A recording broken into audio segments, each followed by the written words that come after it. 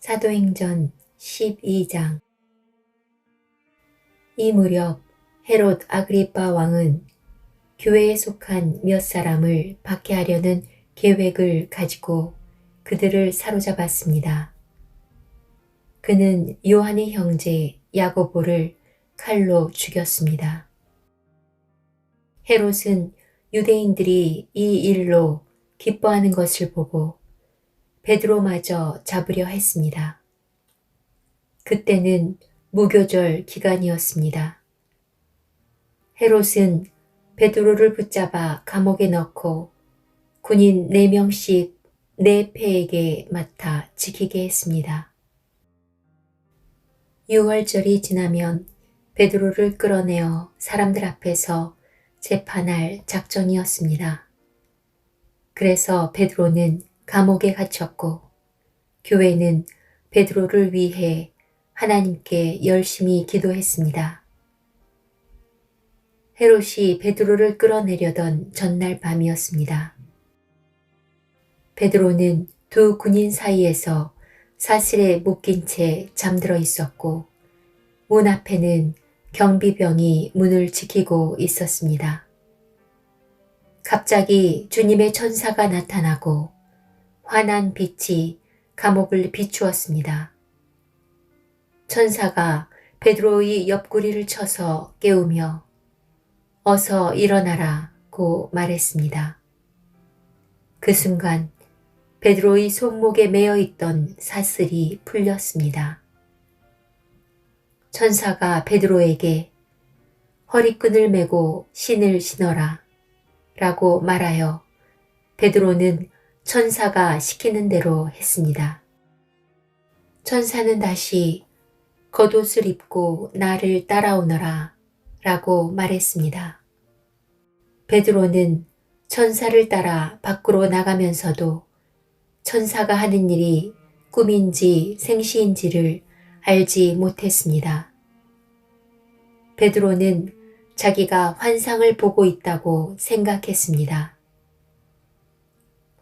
천사와 베드로가 첫 번째 경비병과 두 번째 경비병을 지나 성으로 통하는 철문에 이르자 철문이 저절로 열렸습니다.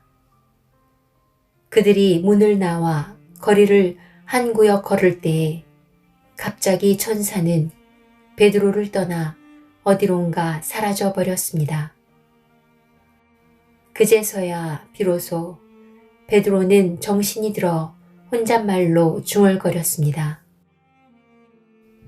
이제야 나는 이 모든 것이 실제라는 것을 알겠다. 주님께서 천사를 보내어 나를 헤롯의 손에서 그리고 유대인들의 모든 계략에서 구하셨다. 이런 사실을 깨닫고서 베드로는 마가라고도 하는 요한의 어머니 마리아의 집으로 갔습니다. 그곳에는 많은 사람이 모여서 기도하고 있었습니다. 베드로가 바깥문을 두드리자 로데라는 여종이 문을 열어주러 나왔습니다. 여종은 베드로의 목소리를 알아듣고 너무나 기뻐서 문을 열어주는 것도 잊은 채 안으로 달려가 사람들에게 베드로가 문 밖에 와 있다고 알렸습니다. 그러자 사람들은 여종에게 내가 미쳤구나 하고 말했습니다.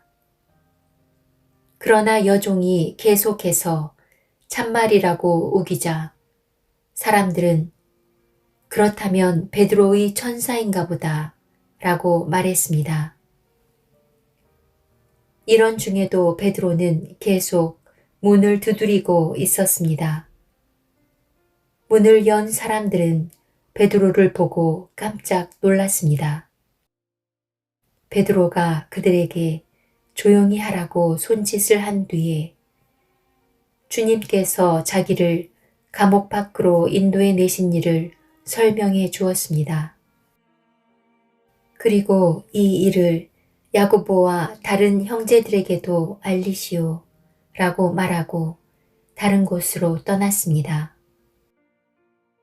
다음 날 아침 군인들 사이에서는 베드로가 없어진 일로 한바탕 큰 소동이 일어났습니다. 헤롯 아그리빠는 철저하게 수색하여 베드로를 찾으라고 명했으나 그를 찾을 수 없었습니다. 그래서 그는 경비병들을 신문한 뒤에 대신 그들을 처형하라고 명령하였습니다. 그 후에 헤롯은 유대를 떠나 가이사랴로 가서 얼마 동안을 지냈습니다.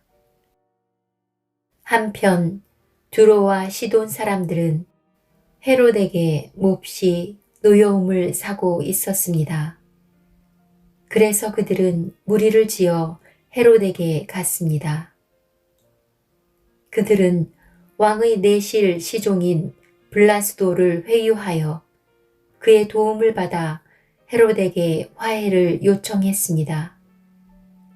이는 이들 지방 사람들이 헤롯의 영토에서 식량을 공급받았기 때문입니다. 약속한 날 헤롯은 왕의 복장을 하고 왕좌에 앉아 그들에게 연설을 하였습니다. 그러자 군중들은 이것은 사람의 소리가 아니라 신의 소리다 라고 외쳤습니다. 그러나 헤롯이 하나님께 영광을 돌리지 않았기 때문에 주님의 천사가 즉시 헤롯을 내리쳐서 헤롯은 벌레에 먹혀 죽고 말았습니다. 하나님의 말씀은 점점 더 널리 퍼져서 믿는 사람이 많아졌습니다. 바나바와 사울은 자기들의 사명을 다 마치고 마가라고도 하는 요한을 데리고 예루살렘에서 돌아왔습니다.